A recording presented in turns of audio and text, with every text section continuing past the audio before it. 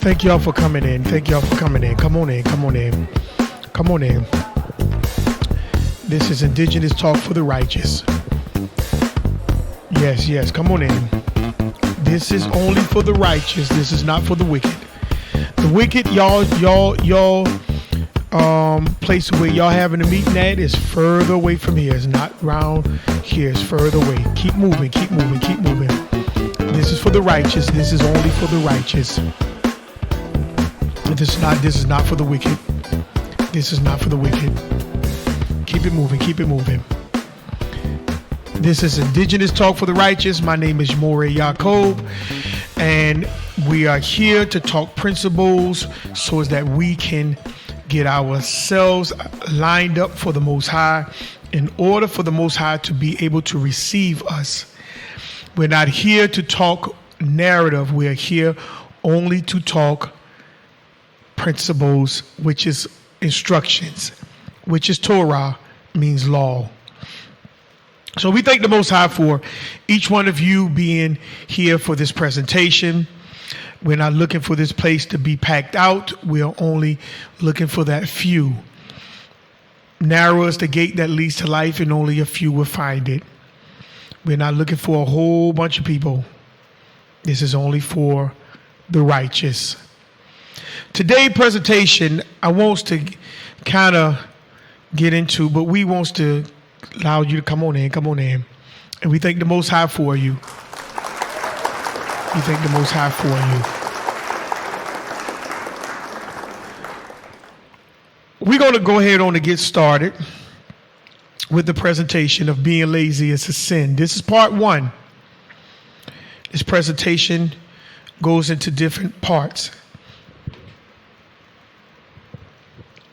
And this is part one of being lazy is a sin.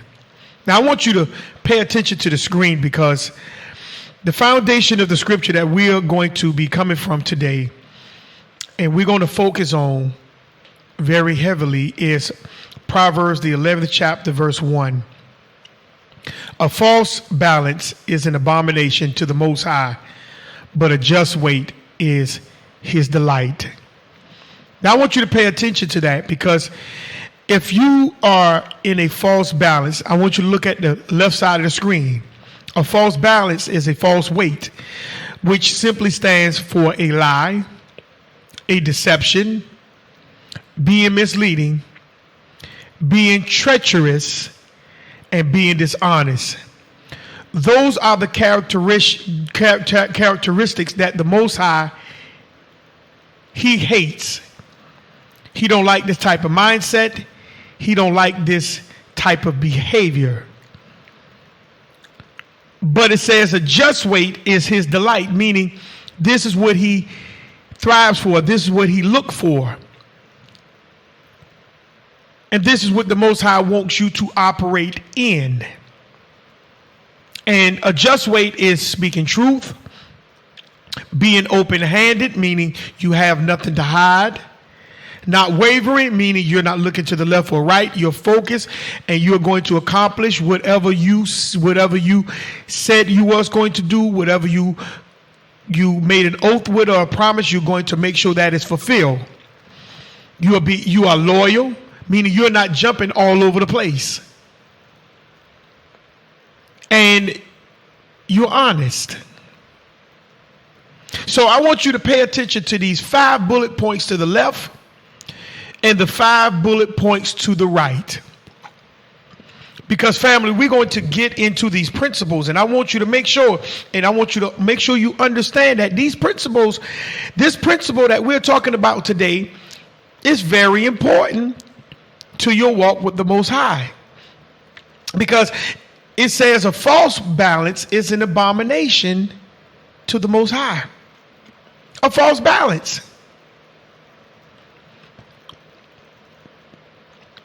Meaning the Most High do not deal with lies. He don't deal with deception. He don't deal with you being misleading. He don't deal with being treacherous. And he don't deal with being dishonest.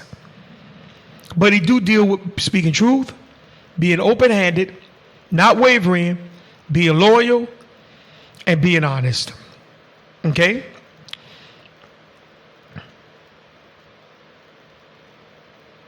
I think I might have said dishonest on a false weight. I mean, honest, but if I did, I meant to say dishonest. But let's keep going. Let's go to the next slide. A false balance.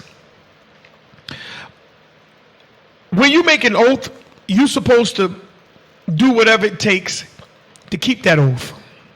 Okay, family? You're supposed to do whatever it takes to keep that oath.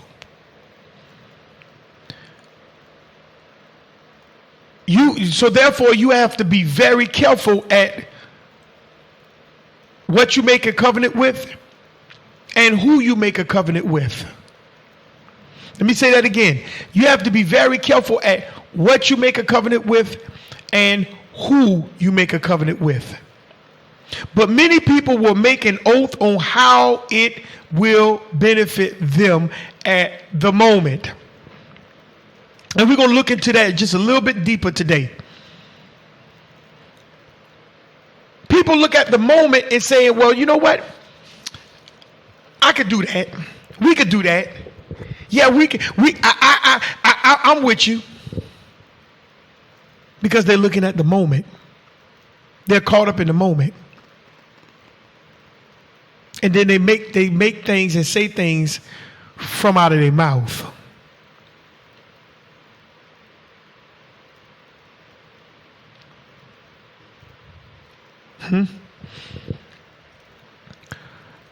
But when they're caught up in the moment, they're not concerned with the long term. They're not concerned with the long term, family. Because they will make an adjustment with their oath, even if it caused them to break the oath later on down the road. They're not concerned with the oath that they have to keep. They're only concerned with the moment that they're caught up in.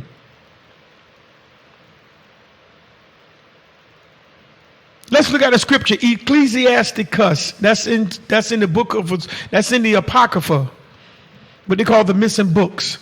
Chapter 4, verse 22, or Sirach. Except no person against thy soul. Meaning, family, whatever your purpose is, you don't allow someone to come against that. Whatever you agree to, you don't allow someone to come against that. Whatever you stand for, you don't allow no one to come against that. You don't do that. That's not what you do, family. And let not the reverence of any man cause thee to fall. I'm gonna put somebody up there, and this person who I'm reverencing, who I'm upholding, who I cherish, who I believe in, calls me to go against my very nature of myself, or the very purpose that I'm supposed to be accomplishing within myself.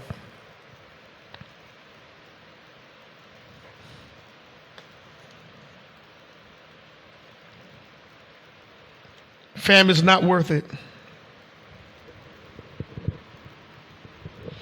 Family is not worth it. It's not worth it. It's not worth it, family. Let me give you an example of that. I was a part of a Hebrew group, and I was the leader who was organizing this particular Hebrew group in the Savannah area. And we started off small, and then we end up growing. And we was meeting at hotel meeting rooms, and the meeting rooms were getting a little bit too small, and the people was telling us we couldn't come back because we was getting too large, and etc. So as we were getting large, as we began to grow, we began to grow. Over a period of time, we didn't have too many places we could meet at. We started meeting at some people's houses, but that didn't pan out. So we needed a building. So I went looking for a building, and other brothers probably was looking for a building as well. So I found a building in a perfect location.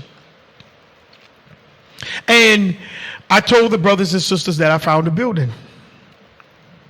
And we got together and we say, hey, who gonna put their name on the building? Everybody came up with an excuse. I got too much on my credit. I got bad credit and all that. You know, I'm trying to do this, so I don't need that. All you saying is, I don't trust y'all. So as the leader, I step forward and I say, look here, I'll go ahead on and see if I can get the building in my name, because I know my credit was not up to par at the time. It wasn't. Ain't no need to lie. It wasn't. And I went and fill out my name for the building. And happily so, I got the building. The realtor gave me the lease. So I took the lease back to the brothers and I brought them over. Before we signed the lease, I showed the brothers. I said, this is the place. And all the brothers agreed that they liked it, the location. I told them what the rent was a month. All the brothers agreed, hey, that's nothing. We could chip in this, we could do this, and we could make sure that the rent is paid.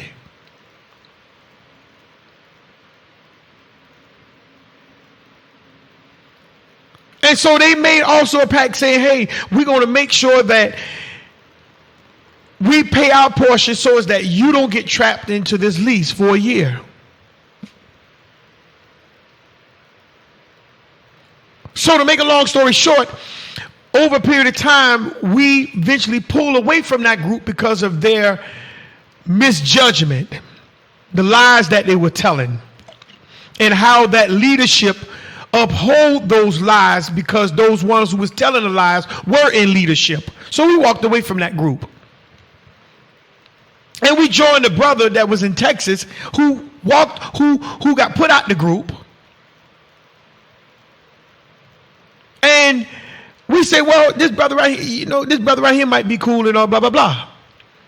So this brother wanted my little brother to supersede me. Now they'll sit there and tell you that ain't true, but the brothers that was there knew that was true. They knew that. They knew that was true.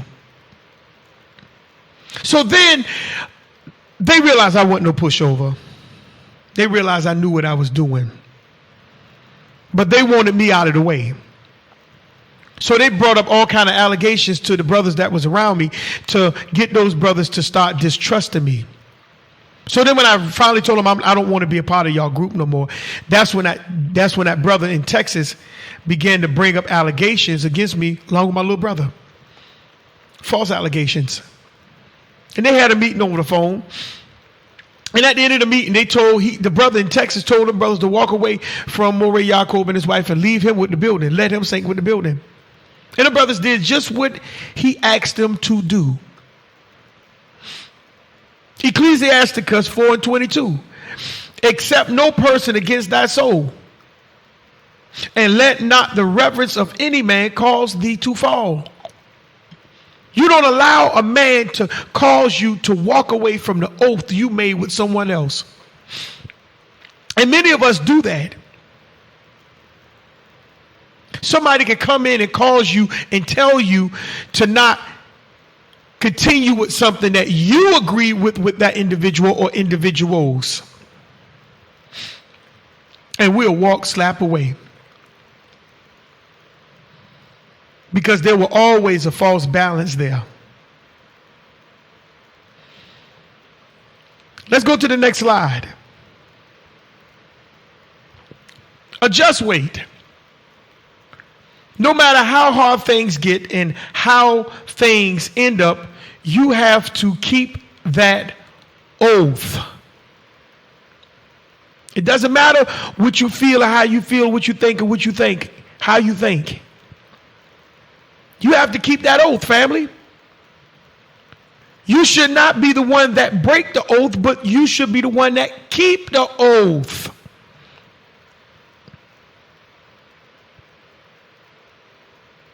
This is what we must do. If by any chance you have to break the oath, it must be explained thoroughly.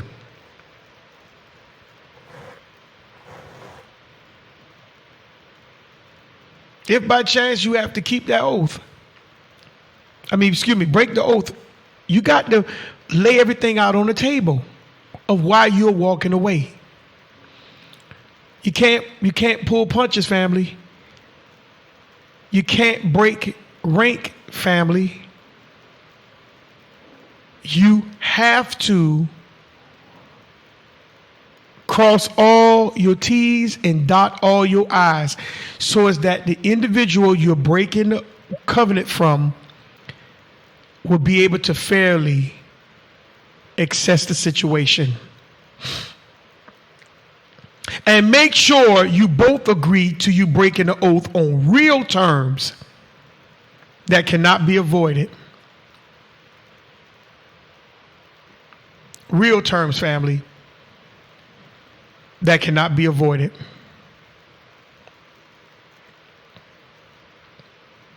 This is what we have to realize.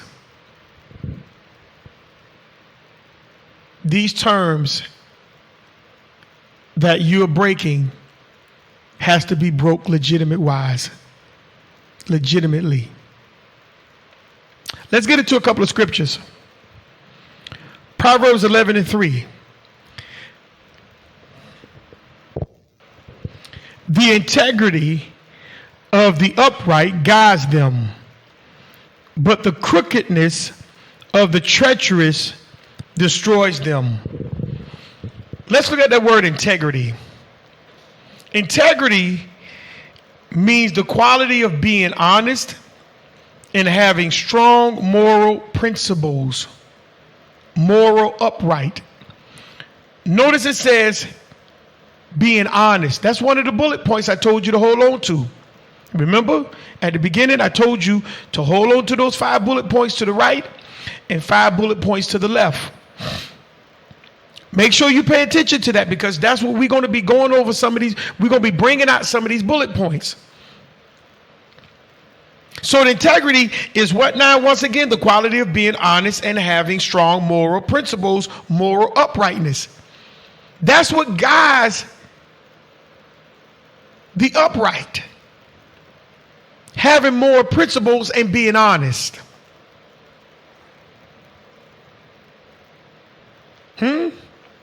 But the crookedness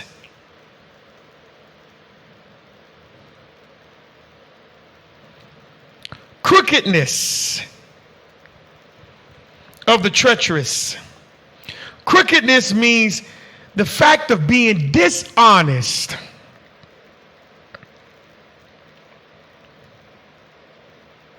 See?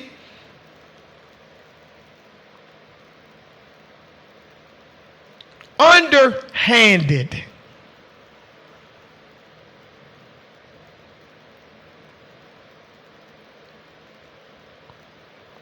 The viciousness.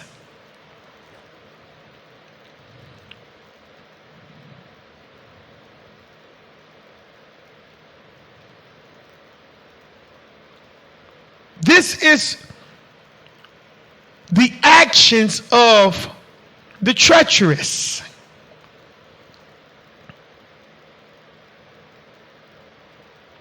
Are you treacherous in your dealings?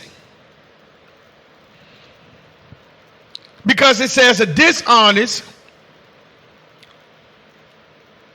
or a deceiving person. What treacherous means? Guilty of involving betrayal or deceit.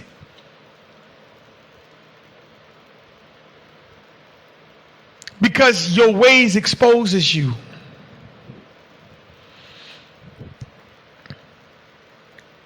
Everything about you that you're trying to undermine is going to be exposed.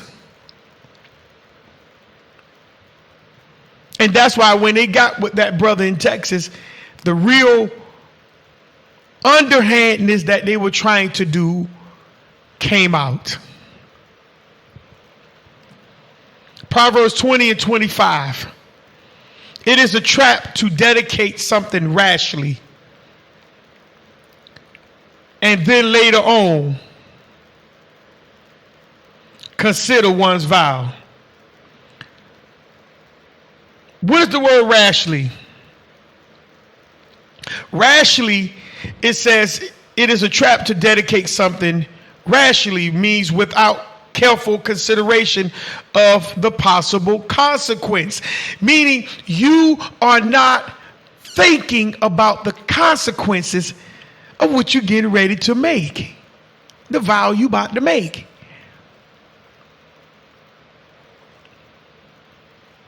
You have to consider all points before you open your mouth. See, a lot of us, we just open our mouth before we even consider any consequences that we can suffer later on because we left the group. Some of the brothers probably wanted to stay with the group. They could have stayed. We told them to stay. I say stay, don't follow me.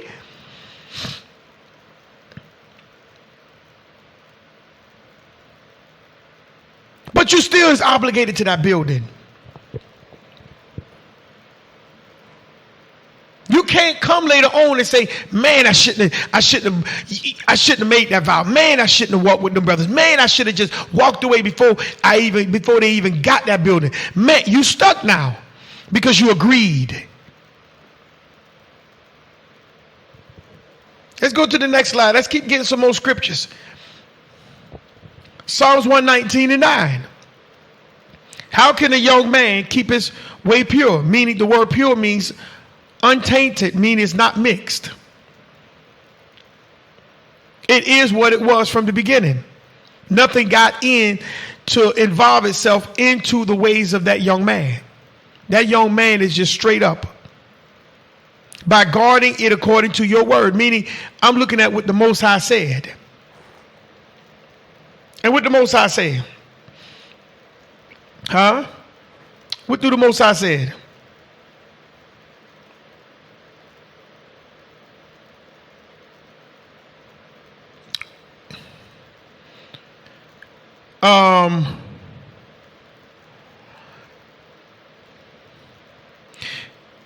This young man did not keep, he did not have, he did not have nothing involved in him. So we're going to go to Deuteronomy 23 and 21. It says, when you vow a vow to the Most High, you shall not slack to pay it. For the Most High, your power, will surely require it of you, and it will be sin in you. See, you being real slow at doing what you say you was going to do. Family, we don't need to operate like that. If I say I'm gonna do something, it needs to be done. If I gave you a time limit at when it was going to be done, I need to make sure during that time limit it is done. That's why I don't believe in being late. I don't believe in dragging. I believe in being on time. Even if I'm the first one there, I like to be on time. Or I like to get there a little bit earlier. Because my word matters. What I say out of my mouth matters.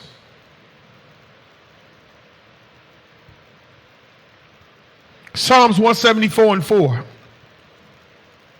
As for the deeds of men, by their words of your lips, I have avoided the ways of violence. See, if I say what I say out of my mouth and I stand on what I say out of my mouth, guess what? I'm going to avoid people disliking me.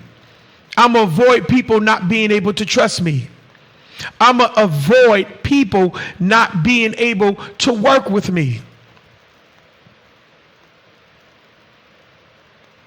Because my word is straight up.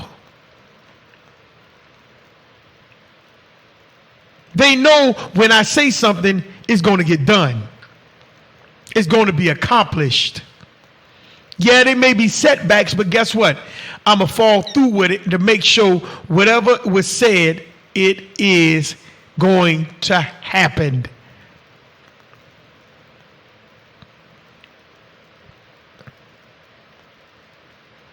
Psalms 39:1. I said, I watch my ways so that I will not sin with my tongue. I watch my ways so I will not sin with my tongue, family. How do you watch your ways? You govern, you govern, and you do what? You govern what you're getting ready to get involved with. Meaning, I'm making sure before I open my mouth and commit to anything, I'm making sure that I'm able to accomplish what I am agreeing to. If I'm not able to accomplish it, then guess what? I can't get it. I can't do nothing for you. I'm not going to agree to them terms.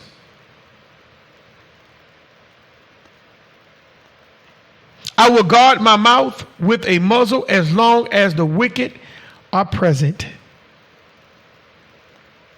See? This is the indigenous talk for the righteous presentation. We want the righteous to come on in so they can understand and hear the principle that we need to learn to master, the principle that we need to learn to master, so as that we can get ourselves prepared for the Most High. This is not for the wicked. This is not for the wicked. That's why it's called the indigenous talk for the righteous. This is not for the wicked. The wicked don't belong here. But we know some of the wicked is going to be here, just like some people is getting up leaving right now. Because the wicked can't take truth. The wicked only like narratives. They don't like truth. That's why I watch my ways so that I will not sin with my tongue. I will guard my mouth with a muzzle as long as the wicked are present. Wherever the righteous gather, there's going to be the wicked around. And they are ready to throw back at you what you could not accomplish.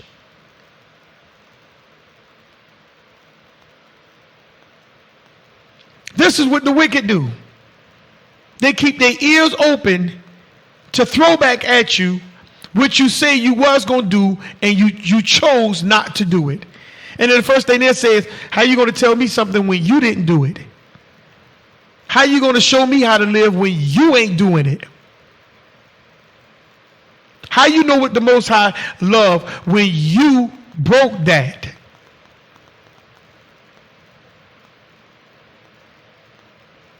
So muzzling your mouth, meaning say what you just need to say and fulfill that which you have said. Everything else don't matter. So let's move to the next slide. Let's deal with our forefathers, the Israelites. Our forefathers, the Israelites. Let's deal with our forefathers, Israel. Israel breaking the oath. Israel was given an oath from Moses dealing with the Most High commandments to keep the commandments all the day long. Meaning they were supposed to pass these laws, statutes, commandments down from generation to generation to generation. And let's look at the covenant that they agreed to. Exodus the 19th chapter, verse 5 through 8. Now, therefore, if you obey my voice and keep my covenant, then you shall be a peculiar treasure unto me above all people, for all the earth is mine. And you shall be a kingdom of priests and an holy nation. These are the words which thou shalt speak unto the children of Israel. Family, think about that. What was the agreement?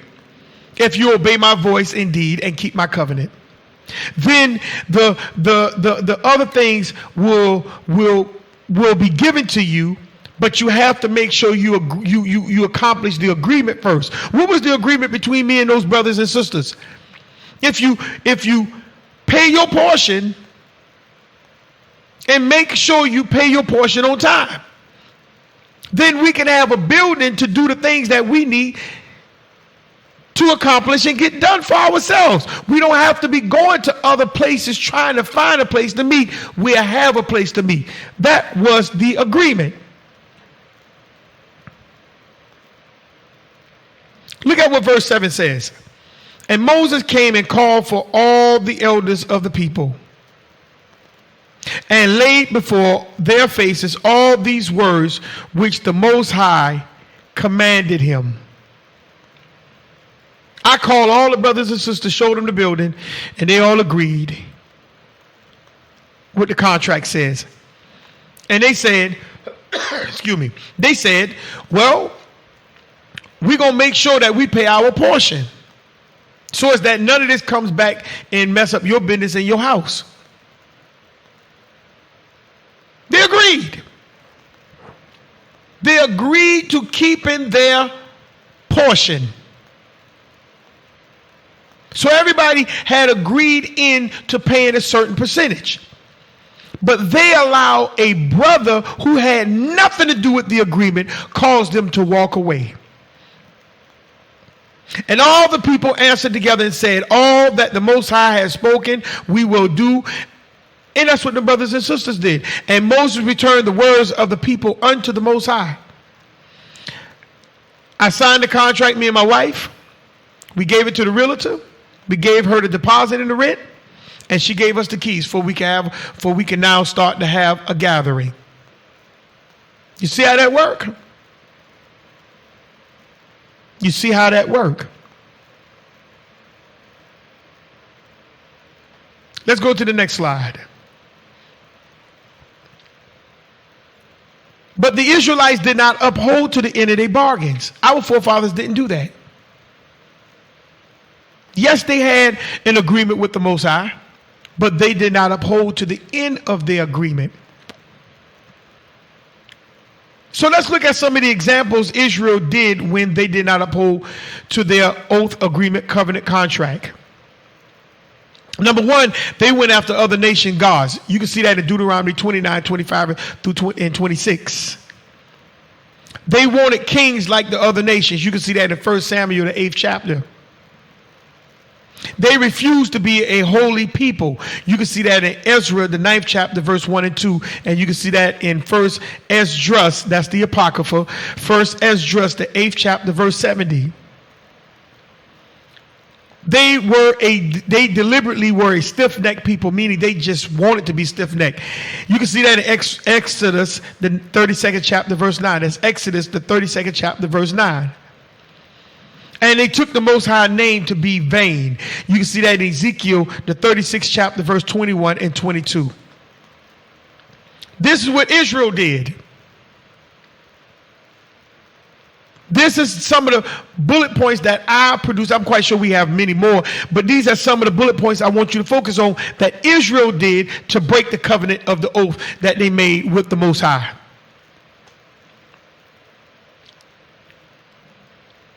And because Israel broke the oath, Israel is to make an atonement for breaking of the oath. They had to make an atonement. And what atonement simply means? Atonement simply means kippur, which means satisfaction or reparation for a wrong or injury, amends to be reconciled. So Israel had to make an amends or reconciliation of the agreement that they have broke. So let's look at number one on the screen. So Israel had to repair the breach. Let's look at the scripture, Isaiah 58 and 12. Your people will be Salakia, your people will rebuild the ancient ruins. You will restore the age of old foundations. You will be called repairer of the breach, restorer of the streets of the dwelling.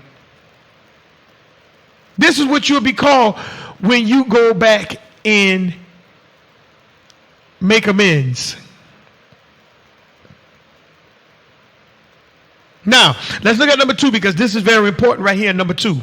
So in order to be a rebuilder, a restorer, or a repairer, you have to understand the word re, which simply means again or back or anew. So all that's simply saying is Israel needs to go back, or to do again, meaning return to a previous position. So what we have read in Exodus, the 19th chapter, verse 5 is the previous agreement that Israel had with the Most High. And those brothers and sisters has to come back to where we first made that agreement, dealing with that building.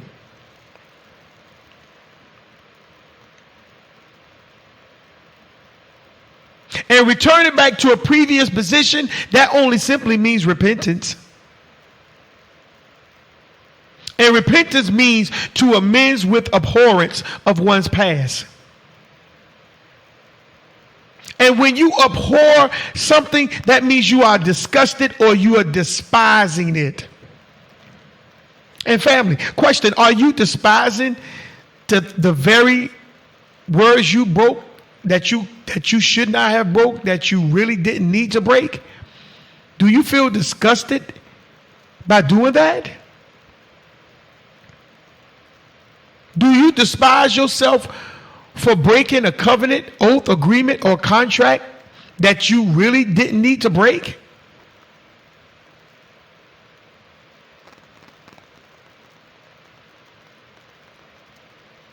Or you just ain't thinking about it because it didn't come across your mind, because it really don't mean anything to you.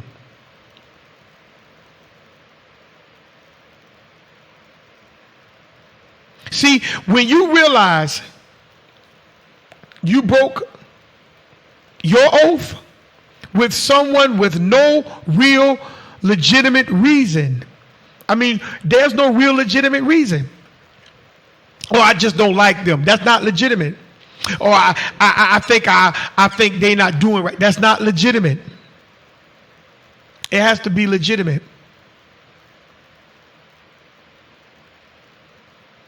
You should feel very disgusted at yourself, with yourself, for not keeping your own words. You should feel disgusted.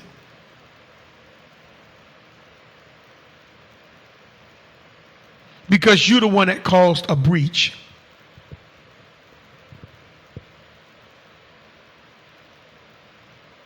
You let in confusion. You started the drama. You created trauma. Guess what you did?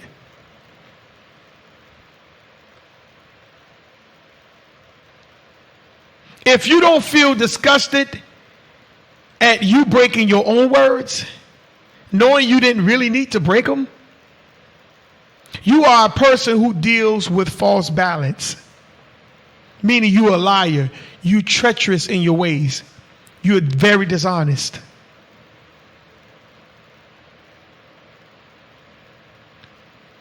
In so many words, you are an abomination to the Most High.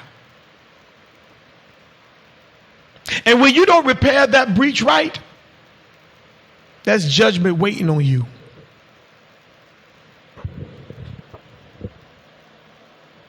You're a person who deals with false balance.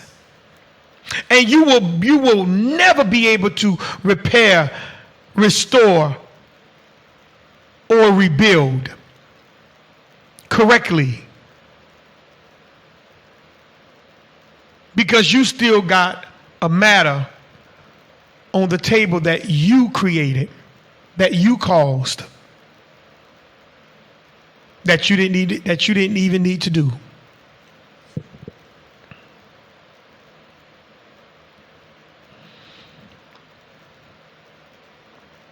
Let's look at the last slide, which is the conclusion. For Israel breaking the oath they had with the Most High, well, the Most High still showed love for Israel. The Most High still showed love for Israel. The Most High didn't turn his back on Israel. He showed love. Isaiah 65:12. All the day long I have held out my hands to an abstinate people. Think about that. Let's look at the word abstinate. Obstinate. The word obstinate means stubbornly refusing to change one's opinion or course or chosen course of action. So the Most High held his hands out all the day long to an abstinate people, or what? A stubbornly refusing to change one's opinion or course of action. Israel refused, our forefathers refused to change the course of action that they took, that they were doing. Despite attempts to persuade one to do so, the Most High used judges, he used prophets, he used messengers, he even used angels to try to persuade you away from the things that you were doing.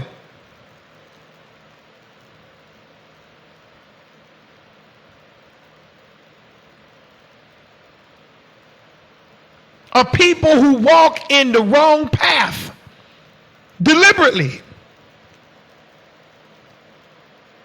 and who follow their own imaginations deliberately.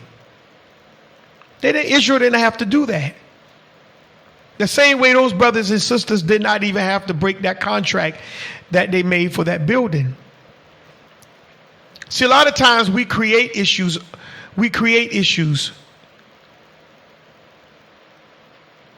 that don't even need to be created.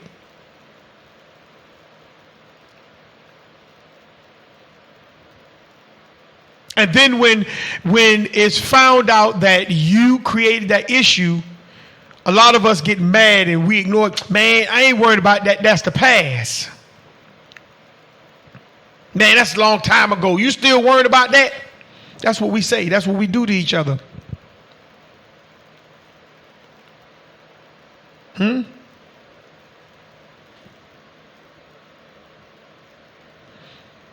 That's what we do to each other.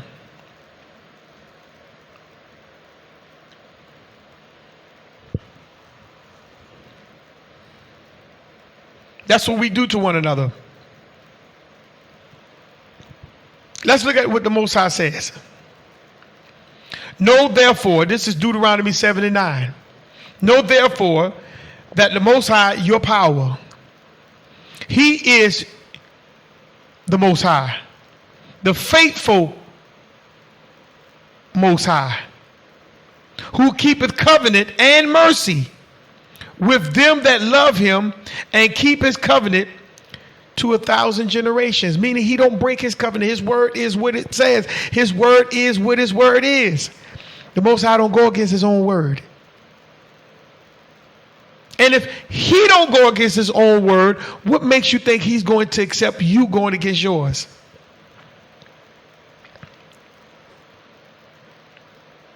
He's not going to do that.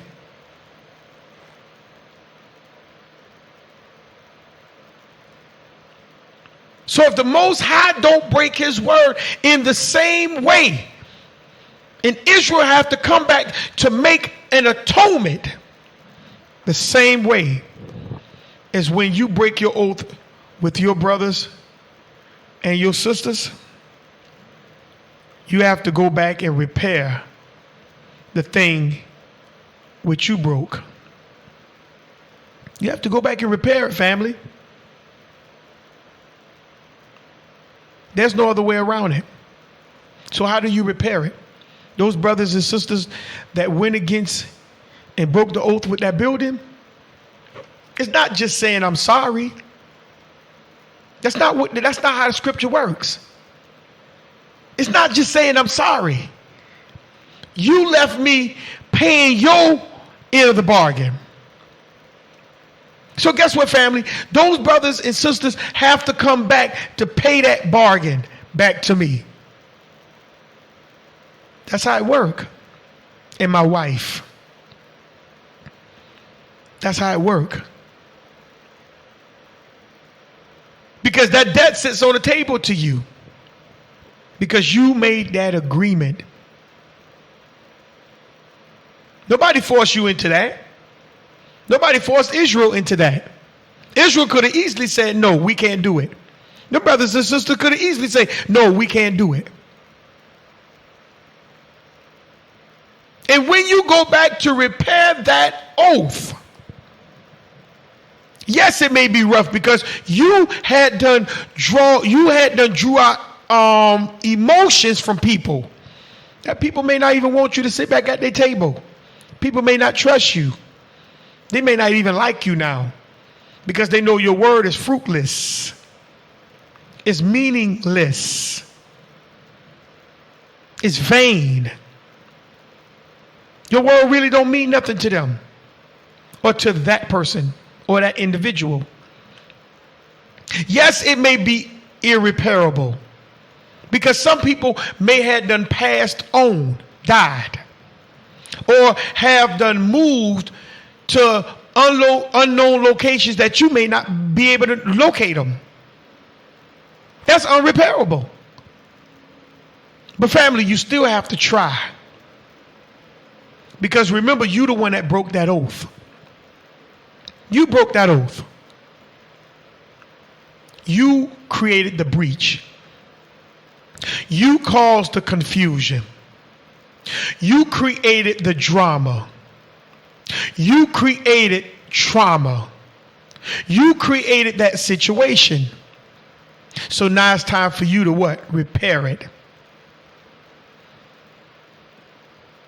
Do you have enough righteousness in you to repair the breach? That's why I told you, indigenous talk for the righteous. This is for the righteous only.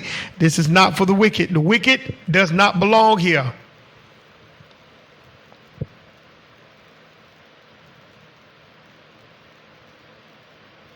Remember, you broke that oath. Matthew the 5th chapter, verse 23 and 24. So if you are offering a gift, your gift, at the altar, and there you remember that your brother has something against you. In other words, right there, I'm doing the will of the Most High. I'm keeping the Shabbat, wearing my fringes, keeping the high holy feast days, forming a group, got people listening to me. I'm out there witnessing on the streets. I'm doing all these things. But it comes to me and it dawns to me that a brother I broke a contract with. I destroyed a breach. I destroyed a contract, an oath. I created a breach. I created a breach. I caused confusion. I created ill feelings, emotions. It's what I did, family. And I remember this thing. It comes back to my remembering that this is what I've done. It says, leave your gift at the altar. Leave your gift there before the altar. Meaning, the moment you realize what you have done, from that point forward, don't mean anything. It don't mean nothing. I don't care if you go and create a group worldwide. You still got that breach there. I don't care if you create a group nationwide. You still got that breach there. I don't care if you got 1 million people listening to you. You still got that breach there. I don't care if people sit there and say, man, this brother right here is tight. You still got that breach there. Huh? You got the breach. You still got the breach there. This is what he's saying. You still have that breach there. You could be keeping, like I said earlier, you could keep the Shabbat and all this. You still got that breach that you need to what? Repair. So you got to come back. You got to go back, family. You have to go back. This is what you must do. This is what you have to do. This is what you need to do. He says, leave your gift, and he said, first go and what? Reconcile. Reconcile means to what? Restore relationships between or cause to what? Coexist in harmony. How do I do that? I have to make amends. But the only way I can make amends is going back to where the breach first happened. It doesn't make a difference. This issue by the building, this was almost 7 years ago. And not one brother or sister came back to give what I've lost financially of their portion. They going on, create groups and claim they out on the streets teaching and all. It don't matter. But that breach still sitting right there. It's sitting right there on the table. And at the end of the day, that's a judgment, family, you don't want around your head. You want to clear that up. And family, if you got any ought, and you remember that you broke a covenant or agreement, contract, or an oath with a person that you didn't have to break that agreement with, you illegitimately walked away because of whatever foulest reason that you pushing, go back and repair that breach. It says, then, once when you repair the breach, then come and offer your gift. That's when the Most High will hear you. That's when the Most High will receive you. That's when the Most High will acknowledge you. But if you never repair that breach, the Most High ain't even listening to you.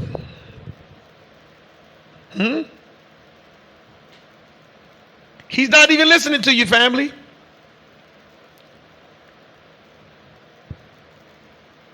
Because why? Let's look at another law. Proverbs 28:9.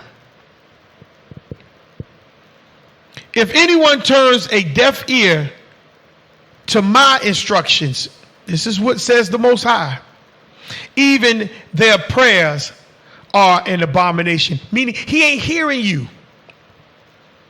He ain't listening to you. He's not even acknowledging you. So if you're not trying to repair the breach which you have caused, which you have created, then you're not following law, meaning Torah. You are simply following your own narrative, which makes you a sinner. So family, this is the first principle we need to understand.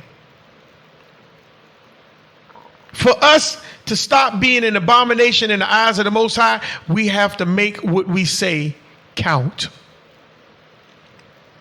Stop telling people things that you know you can't uphold. Stop telling people things that you don't want to uphold.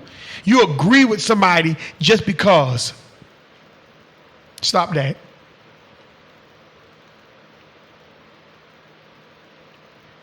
If I can't do it, I need to tell you I can't do it. This is what we need to do, family. This is what we need to do.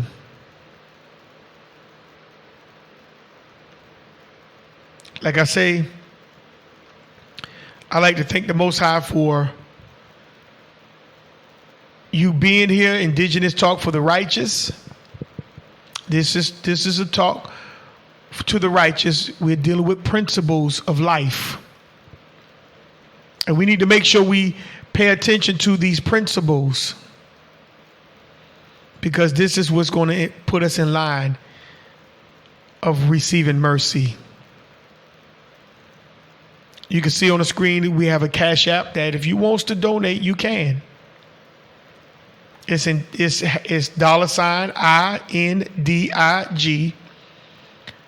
15. That's our Cash App. You can donate if you choose to. If you give $1, hey, all praises. But we would like to thank you for your support. That's what we like to say. Thank you for your support. Some people may not have it, because we know how tough times get. But still, thank you for your support, for just tuning in. But be sure to like, subscribe, and share this video to as many people as you can, so that we can start closing in on this principle and repairing the breach that our forefathers have made and what we have continued to make as the nation of Israel. We have to make sure we repair the breach,